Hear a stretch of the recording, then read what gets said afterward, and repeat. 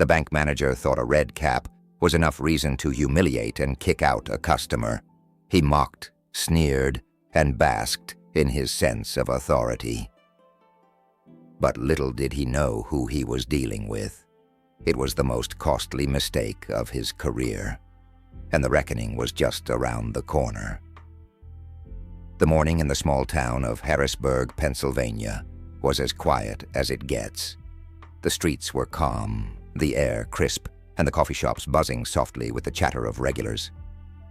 Among the usual morning hustle, Henry Collins, a composed and confident 55-year-old businessman, walked with purpose.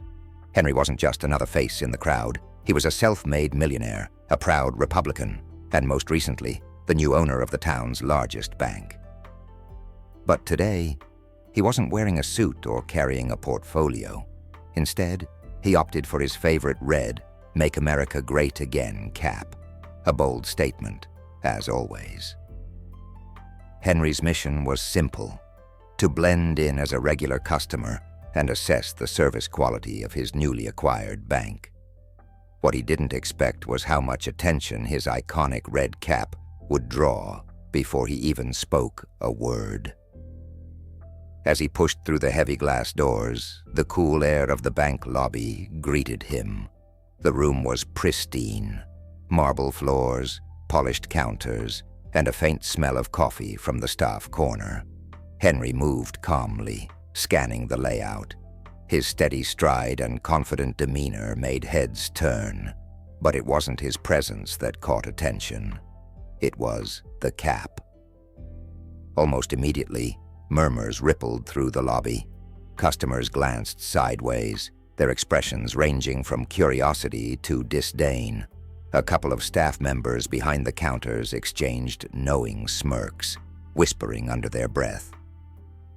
The quiet judgment hung in the air, but Henry, calm as ever, walked straight to the customer service desk. Behind the desk stood Eric Sanders, a 34-year-old branch manager who took pride in his so-called progressive attitude. Eric was known for his sharp tongue and unapologetic disdain for anyone he deemed outdated in their views. And Henry's cap. That was like waving a red flag in front of a bull. Eric raised an eyebrow, his smirk widening as Henry approached. "Well, look what we have here," he began, his voice dripping with sarcasm. "I didn't know the Smithsonian started letting their exhibits wander around. Guess you're here to relive some kind of glory days, huh?" Henry stopped in front of the desk, unfazed by the jab. "Good morning," he said, his tone steady.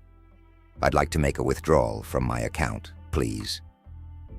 Eric's grin widened as he leaned forward on the desk, clearly enjoying the moment. "Withdrawal, huh? Well, let me tell you something, sir. We don't exactly cater to certain asterisk types of people here, especially those wearing—" He gestured theatrically at the cap. "Asterisk that. Asterisk." Henry tilted his head slightly. "I wasn't aware that attire was a determining factor for banking services. I'm a customer. I have an account here. Isn't that what matters?" Eric chuckled, shaking his head. "Technically, sure. But let me break it down for you, pal. That little red souvenir you're rocking, it represents everything this place stands against.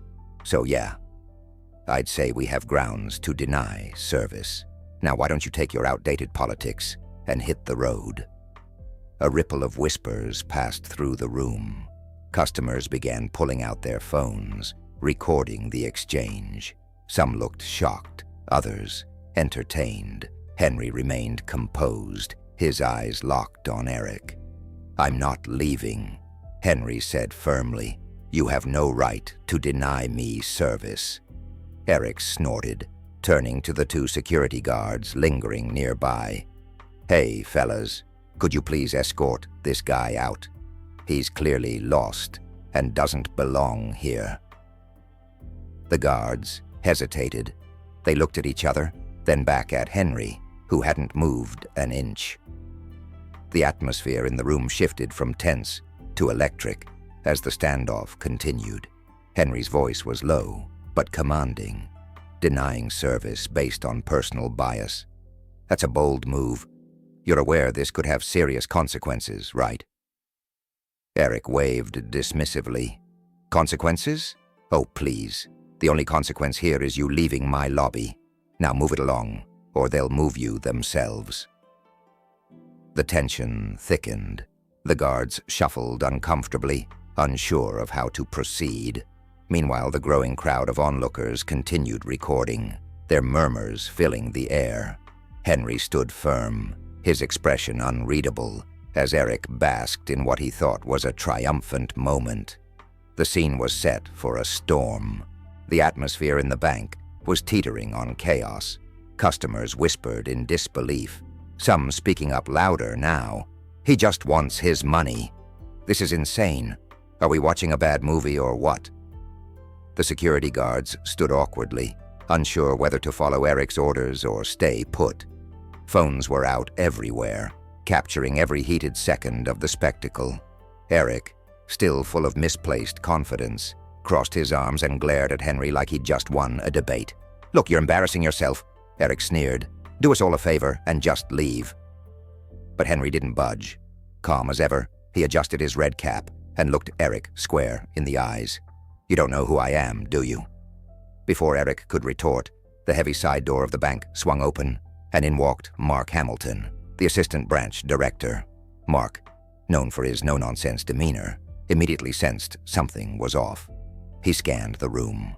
Phones up, whispers everywhere, and a visibly smug Eric standing toe-to-toe with a man in a red hat. Mark's gut told him trouble was brewing. "What's going on here?" Mark demanded, his tone sharp enough to cut through the tension. Eric turned, his smirk intact. "Oh, Mark, perfect timing. This gentleman here decided to waltz in and act like he owns the place." Eric jabbed a finger toward Henry. "I was just showing him the door." Mark frowned, his eyes narrowing. "Showing him the door? For what, exactly?" Eric gestured dismissively. "For that ridiculous hat. Do we really want people thinking we're okay with, well, that?" Mark's frown deepened as he turned to Henry, and froze. Recognition hit him like a freight train. His expression shifted from confusion to shock. "Mr. Collins?" Mark's voice cracked slightly. "Henry Collins?" The murmurs in the crowd grew louder. Some gasped audibly. Eric's confident posture faltered as he glanced between Mark and Henry, suddenly realizing this wasn't going the way he expected. Henry smiled faintly and tilted his head. "Good to see you, Mark. Thought I'd stop by and see how things are going here." Mark's face drained of color. "You're here to... Oh." He turned slowly to Eric, who was starting to look as pale as the marble floors. "Eric," Mark said, his voice steady but cold. "Did you read any asterisk of the internal memos this month?" Eric stammered. I mean, yeah, probably. Why does that? Then you'd know," Mark interrupted, "that Mr. Collins is our new owner. He bought this bank 2 weeks ago." The weight of Mark's words crashed over the room. Gasps rippled through the crowd. Phones zoomed in on Eric's face, which had turned a lovely shade of panic-stricken white. "Wait, what?" Eric croaked. "He's the owner?" Henry stepped forward, his calm gaze never leaving Eric. "That's right. And it's not every day you get to see how your employees treat customers firsthand." Eric stumbled over his words. "This is... I didn't know. If I'd known, I wouldn't have..." Henry cut him off. "That's the problem, Eric. You didn't know. You saw a hat, made an assumption, and decided that was enough reason to treat me, or anyone, like they don't belong here. Is that how you treat all our customers?" Eric opened his mouth, but nothing came out.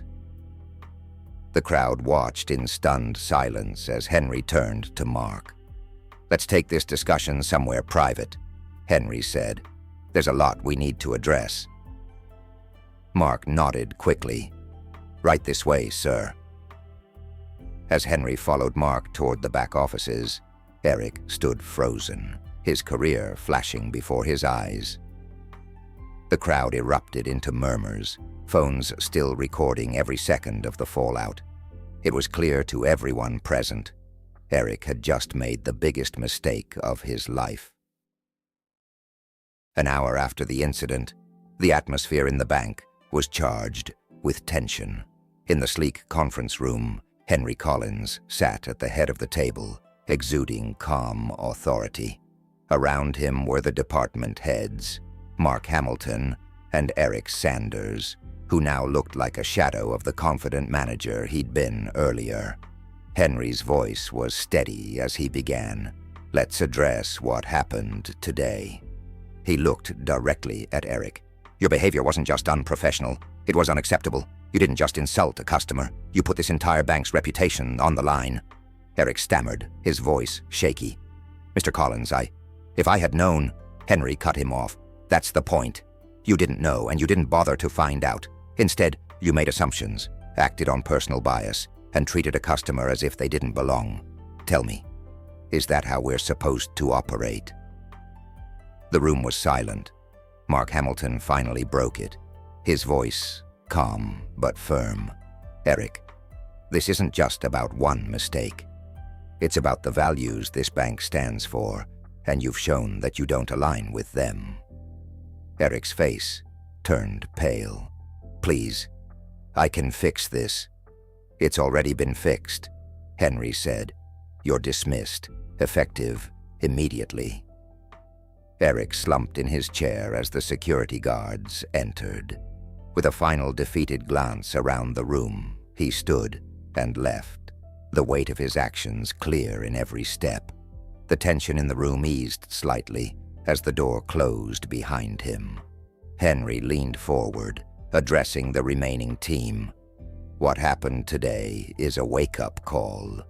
We need to ensure something like this never happens again. This bank should be a place where every customer feels valued, no matter who they are or what they believe." He outlined a plan for reform: mandatory training on customer service and respect, regular staff evaluations, and an anonymous feedback system for customers to report any concerns. The team nodded in agreement, recognizing the importance of the changes. "This is about more than avoiding another incident," Henry continued. "It's about building a reputation as a bank that values people as much as it values their business." Mark spoke up. "Mr. Collins, I think these changes will set a new standard. You have my full support." "Good," Henry said. "Let's make it happen." Meanwhile, the video of the confrontation had gone viral. Clips of Eric's outburst and Henry's calm responses were shared widely, with the hashtag #RedHatJustice trending across platforms. Comments poured in, praising Henry for his composure and principles. "This man is a legend," one user wrote. "Leadership done right," said another. Within days, news outlets picked up the story, further boosting the bank's profile. Henry's actions became a symbol of standing up for what's right, without losing control. Weeks later, the changes Henry implemented were already making an impact. Customers noticed the improved service, and employees embraced the new standards. The bank quickly gained a reputation for fairness and inclusivity. For Henry, the lesson was clear. Real leadership isn't about titles. It's about standing by your values. As he walked through the bank one morning, tipping his signature red cap to a smiling customer, he knew the mission was accomplished. What would you have done in Henry's place? Do you agree with his actions, or would you have handled it differently? Share your thoughts in the comments. Have you or someone you know experienced similar situations of unfair treatment or discrimination? Leave a like if you think stories like this are important for raising awareness and driving change. This story was created with one goal: to highlight the problem of injustice and inspire positive change. Together we can make the world a better place. Your opinion matters.